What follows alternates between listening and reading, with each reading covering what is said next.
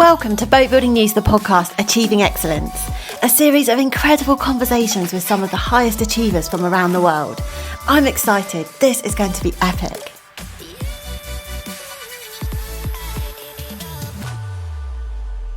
Michael has spent over 30 years within the automotive and luxury industries.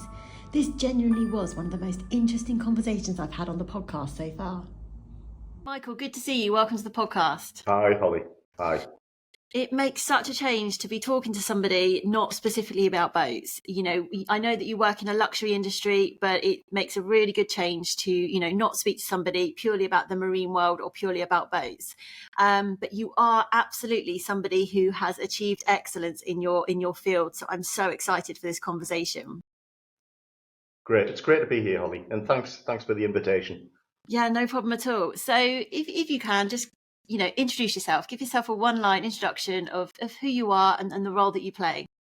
So my name's Michael Straughan. I've had 34 years in the car industry and 3 really interesting years in marine, which I guess is where the link comes from. Yeah. Latterly, I've moved into a new position where I'm an advisor to the chief executive here at Aston Martin. Wow, which is quite a role. I mean, Aston Martin's an incredible brand. Yeah, I mean, I've been really lucky over the years that, I started with a very good grounding in the car industry and I've had this, and it wasn't planned, this sort of step up in brand perception over the many years. And the last 3 positions over the last sort of 12 years, we're all in luxury. And I feel very privileged to have spent so much time working with such fantastic products, either Bentleys, Sunseekers or Aston Martins. Yeah, I mean, they really are top of their game. So is that something that when you entered the industry, when you entered, the beginning of your career, did you always aspire to move up the luxury brands? Or, was that never in the plan, just how it worked out then? No, I've been incredibly lucky that it's just worked out this way. And when I made my first step into cars, into automotive, I'd done 2 jobs in 2 completely different industries, making machine tools, and in the glass industry making Pyrex, which was as far away from making luxury products as you could get. So no, there was no plan. And often I listen to people who say, yeah, my career was planned all the way through, and I think, how on earth did you manage that? I certainly haven't managed it, but I've been very lucky in the jobs I've had. Yeah, so is it just an opportunistic approach that you have then? So, if an opportunity presents itself, you go for it, and it's just how it's panned out? Yeah, I think so. Plus, when I look back at my career, the first position I had working for Nissan, and you're far too young to remember Nissan setting up in the UK in the 80s, but this was a revolution. And Nissan was very different to anything in the car industry at the time. Oh, really? There was massive industrial relations problems with the other car companies, predominantly Ford, British Leyland, and Rover. Sorry, Ford and British Leyland in particular. And Nissan came in with a whole host of new ideas of how to manage people. And I did 12 years there, and that was a superb grounding in how to do things differently. The only problem was, because I wasn't from the car industry, I didn't realize just how special Nissan and the sort of Japanese techniques of lean manufacturing and people management were. It was only when later in my career I look back and think, wow, we did some really special things there. And I think that was the grounding that's made, my career the way it's gone. Yeah, I mean, am I right in saying you were the first non-car industry engineer to join Nissan? Yeah, so we were a very, very small car company, 18,000 cars a year, and they probably do that in a month at the moment. Yeah, I was going to say, they're not small now. Sorry, no, a week. So they had recruited a lot of car industry experience to start with, which was the right thing to do. And, there was a tactic here. Nissan was a Japanese company coming into Europe for the first time and didn't want to set up in the heartland, particularly in the Midlands, where the other car companies were. They wanted to do something completely different. The northeast of England, shipbuilding was a very big part of, the history of the northeast and coal mining, and both were dead. And therefore unemployment was high, and they knew there was a workforce which was hungry for work, and therefore set up in the northeast of England. So after the first wave of car industry experts they started to bring in a lot of young people from the area, and I was one of those. So it must have been, I mean, you don't seem sort of scared of learning something or, stepping into the unknown or, challenging yourself. Holly, one important thing I've found is, and I'm getting towards the end of my career now, rather than at the start of it, is you never stop learning. No matter what the experience is, and it can be Yeah. good or bad. And I've had a few, fairly difficult, challenging jobs in the past. There's always something good comes out the end of it, and you can always put that down to experience and use it in times when they're better. And my time at Sunseeker was really interesting because this was the time of the pandemic. And I remember it was also the time you started your podcasts, and, we were all locked away. And, Sunseeker was a fantastic brand, a fantastic company, but we'd stopped operations in the shipyard. Yeah. And I remember vividly when you started your podcasts, it was like a connection with the outside world. You were telling us things that were happening in the industry. And it was a challenge, until furlough was apparent and the government support for furlough. We were extremely worried of how we could look after our employees, communicate with our employees. But at the end of it, I think I knew myself better. I think I knew how to manage better, which has, put me in good stead to move to a fantastic company like Aston Martin. Well, that's the thing, isn't it? And, I know that I mean, I say it feels quite recent, but it also feels a lifetime ago as well. But that was a challenging time. And every time I speak to somebody now, as, touch wood, I can say that we're kind of coming, we're past those challenging times. There are people, even in positions like you were, who were learning because it's a new challenge. It was something we'd never experienced before. We'd not had practice in how to deal with it. We could not draw on, well, this is how we dealt with the pandemic last time. We were all heading into the unknown. And, what do? You either sit and crumble and think, I don't know what to do, or you look at what you've got in front of you, you deal with it, you create opportunity and you learn from it. Which, as you touched on, which is, I mean, I was in recruitment. Well, I still am in recruitment, but I mean, can you imagine being in recruitment in that time when I was phoning up the likes of Sunseeker and saying, hey, let me get you some boat builders. And they were laughing me off the phone. They were like, absolutely not, Holly. So I looked at that and I thought, well, what can I do then? Rather than, oh, what can't I do? That's the difference, I think, to people that learned from that and have now using that to attribute to their success, and people that didn't, looked at it a different way, or perhaps, sort of crumbled under it, really. Yeah. No, you're exactly right. And, even being from manufacturing, where the manufacturing area is a place where everybody has to be there, and absence can become a massive problem. And therefore, the concept of working from home has always been completely alien to me. Yeah. I mean, how do you build a boat or a car from home? Exactly. And I had this period of working from home, and now I know how difficult it is to spend your time in the home environment and operate, at a high performance level, as we all had to do, because we were trying to make sure that we would come out the other side in a good state. And now I don't have the same perception of working from home. I actually like being in the factory. I like being with my colleagues, and I feel very sorry for some people who are still unable to work, within the workplace and are still remote. And I don't think they work any less hard because I've experienced it myself and know just how difficult it was. Well, I think we all learned a lesson, didn't we? That actually what works for one person or one company doesn't work for another. And I think that I feel we are going a bit full circle in the fact that, people are encouraging people to get back into the workplace now, even if, like you say, you're not manufacturing something, so there's no specific need, but purely from a culture and a team collaboration point of view, people are encouraging people to come back into the office. Yeah. But then saying that, I think there needs to be an appreciation that, as much as you like to be around people, there are some people that operate far better and are far more productive and achieve far more working from home because that's their style of working.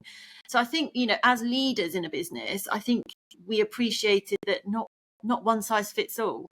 And there's more than one way to skin a cat, because when we were put against it and we weren't allowed in the office, there were still some really successful businesses who just operated a completely remote model. Yeah. and we had to adapt. We had to be flexible. And in Mm. fact, I left Sunseeker around the end of 2020 to join Aston Martin, and Aston had only just come back to work, maybe 2 months before, in the production areas. All of the indirect areas were still working remotely. Um, and the biggest problem I found was being a new person into a company, and everybody was wearing a face mask. And when you're introduced to your new colleagues, you've got something to look at. You've got a whole face, and here we all were wearing face masks. And it was only about 7 or 8 months later when we decided to relax the rules a bit. Everybody and I'm struggling to remember who all of these people I'd interacted were because I had a completely different complexion of a face. It was quite a bizarre time, but yeah, it was a learning experience. I know, and when we talk about face masks now, I mean, I get that they're a normal concept, but rewind 10 years, if Yeah, somebody had said the population would be walking around masked, it would have just seemed so bizarre. But it was so weird how that just became normal for us, didn't it? it did. Fortunately, I'd had a good ground again, going back to my Nissan days, where I spent a lot of time in Japan. Great experience for a young person, learning about some of the techniques which I could use later in life. And if you have a cold in Japan and you're on the subway, you always wear a mask. So I was used to some people wearing them, but not the whole population. That was a complete change. Yeah, and I think for me sometimes when I look, I look at my children and I think that that for them is just normal. Whereas for me as a child, that wouldn't have been normal. And sometimes I look at them and I think you don't realize how out of the ordinary that was, because actually that's a huge portion of your short life so far. Yeah. So it is crazy, isn't it, when you think about it? But what you've just mentioned about children, if you've got a 10-year-old, 20% of their life was growing up in a very abnormal environment. Mm, And something as employers we need to watch in the future is the effect of 20% being in either lockdown, remote learning, being restricted in how much you could spend outside, certainly no interaction with friends. yeah. There's a whole mental health issue, which I think, this isn't just a UK problem, but I think the whole world has got to face in the future of what was the effect of this very difficult period Yeah. on young people when they were growing up. I don't think it's straightforward. No, I don't. However, just to completely flip that on its head, I mean, if I look at, my children were school age during that time. So yeah, we went through the homeschooling, which I hope I never have to revisit. Let's just say I'm certainly not a teacher. But and I look at them and I think that actually the positives from that is at some point in their working life, their working career, they're going to have to be self-motivated. They're going to have to work off their own back, perhaps on their own. Perhaps they've got a role where a bit of remote working is required. Hmm. So actually, maybe they're coming out of that more prepared for that type of life than I was, going to school 9 till 4 every single day with no homeschooling at all.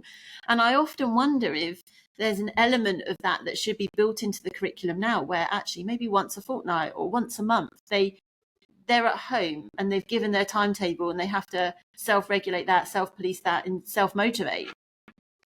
So there's a few mothers and fathers that work here will be having kittens if they listen to this. How on earth am I going to do that? I know, but from the benefit though, there's skills that a young child would learn from that, wouldn't they? Yeah, you're right. You're right. And it was an experience for everybody. Yeah, yeah, it was definitely that. So, I mean, in your time now at Aston Martin, I mean, this is going to be quite a big question. What makes Aston Martin so special? I mean, it's an iconic brand, but from your experience, why? Yeah. And you could ask that question about the three luxury brands I've worked for, with Bentley, Sunseeker, and Aston Martin, because three iconic brands, fortunately, all British. And the thing I always say in our industry, in our segment, you're either Italian or you're British. There are no other nations who are in our segment. So Rolls-Royce, Bentley, McLaren, Aston Martin, Lamborghini, or Ferrari.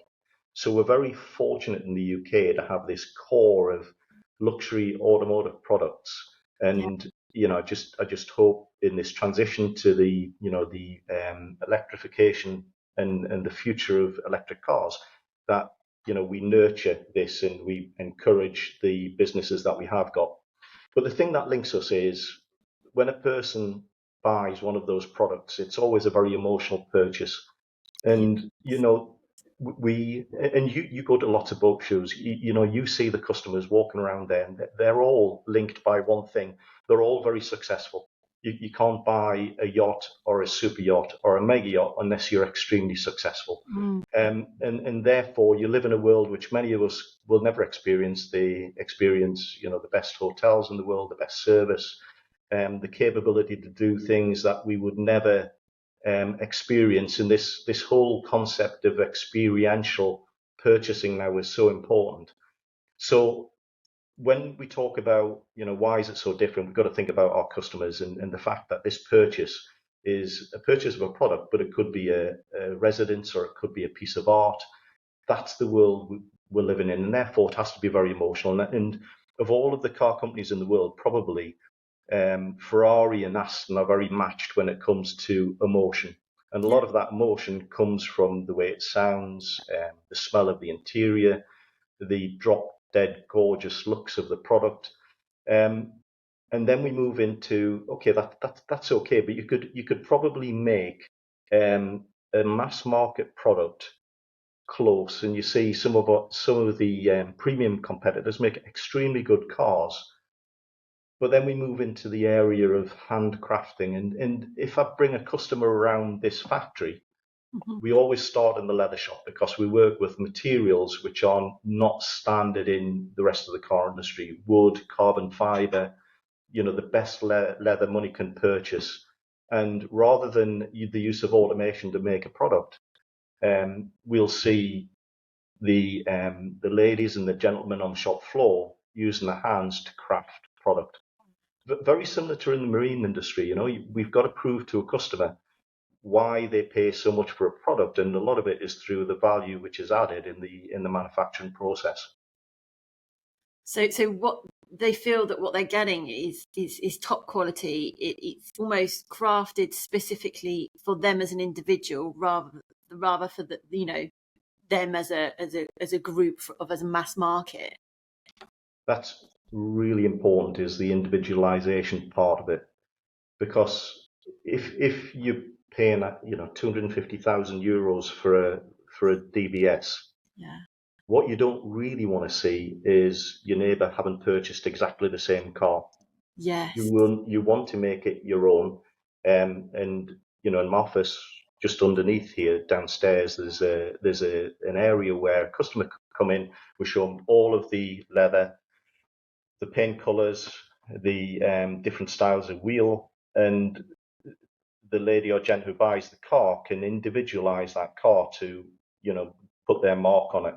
As you go up the product range, in the bottom of the factory, we make Valkyrie, which retails at about £2.5 million. Then that's where you really start to see a customer making that car their own. And we've had some supercars go through the factory. In fact, it's one of the problems with working in an environment like this. You can get completely seduced by the product and overlook some of the simple things. Well, the thing is, as well, is what strikes me is quite difficult for companies like Aston Martin to sell their product, is that the customer doesn't need to buy. I guess, somebody is not coming to buy an Aston Martin because they need a car. It's a desire, isn't it? It's, so you have to be the best of the best, because I imagine that your customer that can afford to purchase a luxury car like an Aston Martin could also afford to purchase anything, anywhere, whatever make that they wanted. So they're not coming to you for a necessity. It's a need, it's a want, and it's a luxury, isn't it? Exactly. And I've talked about those 6 makers. We've all got to do something within the brand picture which is special for our customer. The nice thing is, if you look at those 6, and if you had a continuum of luxury to performance, we all sit in a slightly different place. So from a brand proposition point of view, we all offer something very slightly different, which means that generally you polarize a customer between 1 or 2 of the brands, and then it's for, if we're competing against Ferrari, it's either us or Ferrari to show the customer what's different about us. And there are certain things that really help. We should never underestimate the effect of James Bond on the brand, which, I don't think we is should not. ever underestimate James Oh, Bond in any sense. it's absolutely fantastic that we've Yeah, had that association for so long. yeah, Interestingly, Sunseeker was the boat of choice for many Bond movies, yeah. and Aston Martin is the car of choice. We get a very, in a different way, but a very similar response from Formula One. And from a brand building exercise, this has been fabulous. If you look at the number of searches for Aston Martin the day of an F1 race, it's just incredible how much awareness people get of the brand because of, racing on a Sunday. Well, I suppose, you watch the racing and you get caught up in the excitement of it, and it sows that seed of what if, even if you're not in a position to buy one then, just by being inspired by it and by searching for it, fast forward 20 years and, you are in that position, that seed's been sown, hasn't it? Exactly, exactly. So, I mean, just to pick up on something you said a few moments ago about, people buying on emotion and also the sound of an Aston Martin. I mean, we all know what it's like. You're somewhere and you hear a car go by. You can pick out which cars are performance cars. Now, with this electric vehicle influence, that they're silent. What's the implications of that? What are the plans for electrification in Aston Martin?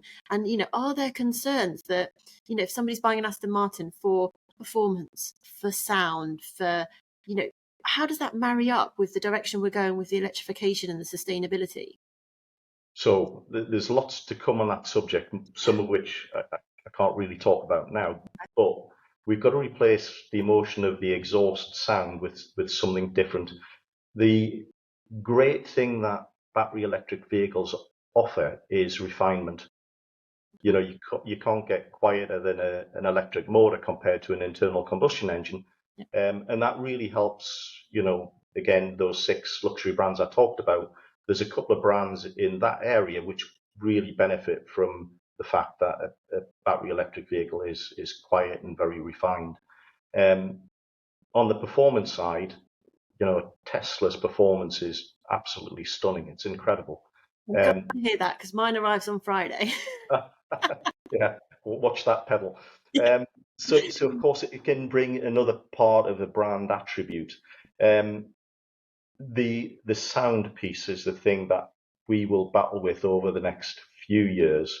Yeah. Um, we've been in discussion with the British government over quite some time in terms of this 2030, 2035, and a much more important piece of legislation, which is zero emissions vehicle mandate, um, which actually means, the transition to BEV is not so different, even with this delay of 2030 to 2035. And our first transition is through a mid-engine sports car called Valhalla, which will be a hybrid and will be our first experience of Valkyrie is, but in a different way. But Really? Valhalla will be the first series car, production car, with a hybrid capability and a V8, very powerful engine. So, watch this space for Valhalla, but much more importantly, what happens after Valhalla when we transition to our first battery electric vehicle. But it will be Yeah. an Aston Martin. It will be an Aston Martin.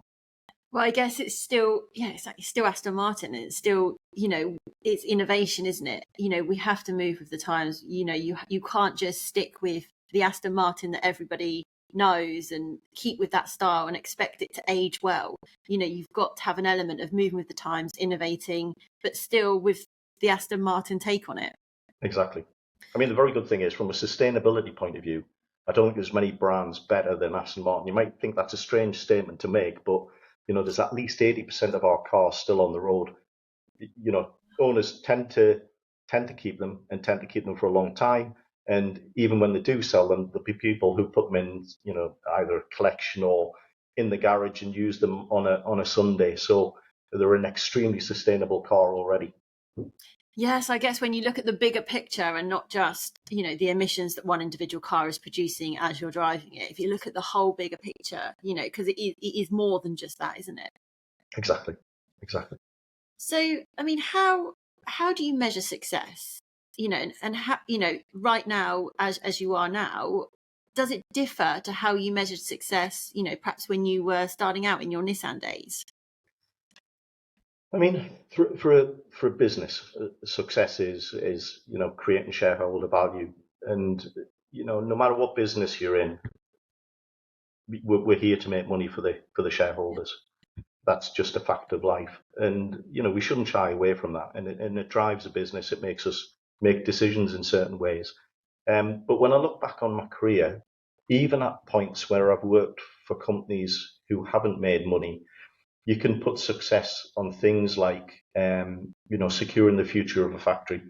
And I remember in my Bentley days, we were fighting very hard for the SUV, the first SUV Bentayga, and we fought very hard that that wasn't produced in Slovakia in a fantastic plant owned by Volkswagen, where the Porsche Cayenne and the Lamborghini Urus were made. And we fought very hard to make a bright future for people at Bentley and Crewe. And it wasn't about profitability. This was about, let's make sure that this headquarters, this factory, has a bright future, and we've secured the product. Go back to the Halewood days, and I joined Jaguar Land Rover again at the start of the recession, and the first jobs I had to carry out were pretty unsavory. We were downsizing the factory. We were making some difficult product decisions, and my job then was to make sure that the factory was around for some time to come, and that was again about securing product. And the product there was the Range Rover Evoque. And if you look at Halewood now, it's gone from strength to strength on the basis of the fact that it's had a very good product offering, and the basis of this recovery was the Evoque. And okay, again, it wasn't about in that year making profit. It was about making sure that we were successful in doing what we had to do, which was all about securing employment, making sure that we had a product plan that works, and a workforce who stood behind the decisions we were making. Yeah. So it's not always, throughout your career, it's not just been profit, profit, profit, profit. There's been different objectives in different roles. Yes, exactly. Yeah. Okay. So what would you say? I mean, I know that we've touched a little bit on COVID, but I mean, as your career as the whole, what's been your biggest challenge? In our industry, it's always about launching cars. The period of a car launch is often very stressful. You're trying to bring a lot of moving parts together. There's the supply base, the internal suppliers in a factory, the workforce to build a new car. So generally, it's always been about the launch of a car. I flipped that on its head. And it was also one of the most rewarding periods I ever had. Now, I've talked about some of the cars I've made, like Valkyrie, £2.5 million, and a super product. Probably the car I'm most proud about is the Nissan Micra in 1992, because this was the second of the European designed, European made products. A little mini car, not so difficult to build, but it was done with a team of people who were all in the sort of mid to late 20s, and it was almost a pioneering spirit. We could do anything. We spent a lot of time in Japan developing the car. We brought it back to the UK. We were going to go from 0 to 180,000 cars per year in quite a short amount of time, therefore quite a steep ramp up. And it just worked. There was no stress. It was like a well-oiled machine. And we won European Car of the Year and the first Japanese badge car, which was really quite a thing at the time. First European badged car for European Car of the Year. So on one hand, launches are always difficult. On the other hand, the reward when you see your product in a motor show for the first time, or in a showroom for the first time, or even better on the road, it can be really something to be proud of. Yeah, and I love that, because just in the way you look at things, I asked a question about challenges, and instantly, you started to speak about challenges, but you instantly flipped it to, but how good is it when you overcome it? And it became almost a story about your biggest success almost. And I didn't think we'd hear the Nissan Micra mentioned. I thought we'd be talking a lot more about supercars, but you spoke about it with love.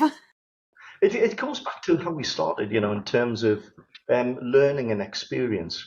And it, a lot of the difficult times will give you an opportunity. And if I look personally at my career, I probably learned more from not gaining a position or a promotion than I did getting a promotion itself. And it hurts a lot when you feel as if you're overlooked for something.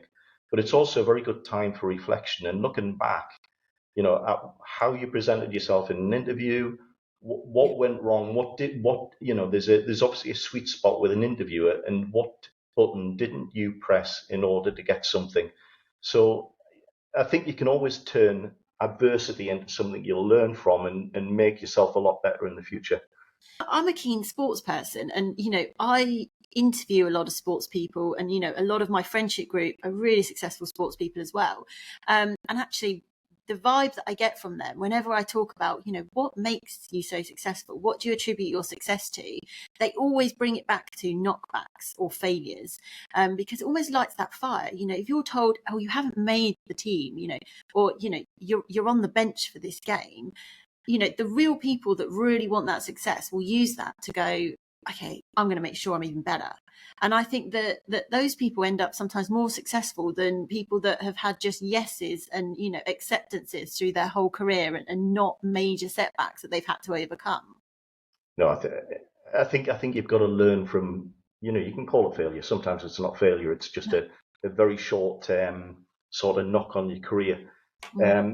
And I always like talking to the graduates and apprentices that we take. And about 2 weeks ago, I think it was, I had the opportunity to talk to these young people coming into an iconic British luxury brand like Aston Martin. They're all there waiting for something special to be said. And of course, you're not saying anything special. You're just talking common sense most of the time. Well, at least I hope I am. And this whole concept of your career is a marathon, not a sprint, I think is so important. And you can have a mile or two, and I think you just did the London Marathon, you said earlier. You can have a mile or two where you feel tired, worn out, you want to do something different.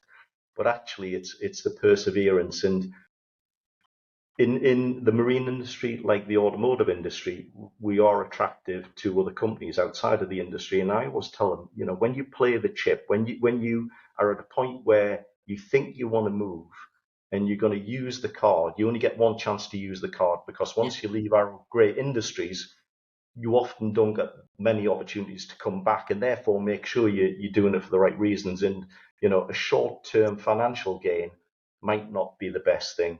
Take the knocks in your career, have an idea of what your end game is, and then just go for it. Yeah, exactly that. And sometimes, it is thinking long term, but then that mindset comes with experience. When you're younger and, you're starting out in your career, it's hard to explain to people in that situation that it's not always about what's really great, right in front of them. It's not about what's brilliant tomorrow or what's brilliant in your next month's pay. It's about what's brilliant for you in 10 years. Yes. Where are you eventually going? But it's quite hard unless you are somebody at that point and looking back to really see it. Yeah. And it's normal to do a sort of graduate placement where you have 2 years of going from department to department. And you can see after a year, people are getting frustrated because they can see some of their colleagues have got the permanent job and they're still doing the round robin thing. But, after 40 odd years, you never get the chance to do that again. So in your first 2 years, take the opportunity to see different parts of a business, learn from the different parts. Plus as well, you might identify, actually, I'm an engineer, but I really want to work in sales and marketing. And it'll open your eyes up to something completely different. Looking back on your career, there must have been some huge decisions that you've had to make. And I think sometimes when we look at people like yourself, we think that you always know what you're doing. And I'm sure there are people in my team that look at me and think, Holly always knows what she's doing. But, I hold my hands up now. Sometimes I sit with decisions and I think to myself, I'm not sure.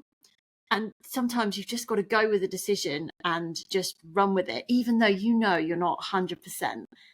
Have there ever been any decisions where you've looked at and you think, this is a big decision, and you've just had to commit one way or the other.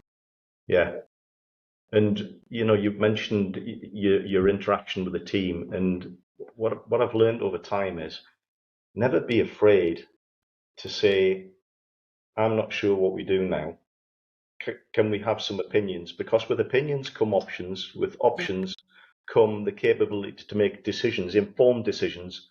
And don't ever think you're smart enough to know all the answers. I think that's really important. The worst decision in life and in business, I believe, is often to decide not to decide, to defer something, kick the can down the road. Okay, we'll see what's going to happen. Of course, in some cases, a bit of thinking time is okay, but it gets to a point where actually you're missing opportunities, you're missing the opportunity to change. And therefore, I think sometimes, the 80-20 rule is really important. I've got as much information as I think I need. We're just going to decide now, and this is the direction. There's a risk when you've got lots of opinions in that, what you don't want to do as a leader is show weakness, overly show weakness. You want interaction with your colleagues, your team, to make sure that you get data to make decisions.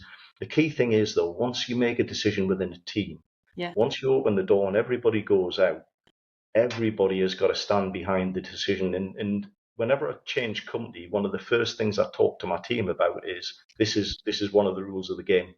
We'll decide a lot of things together. You can oppose my view. That's not a problem at all.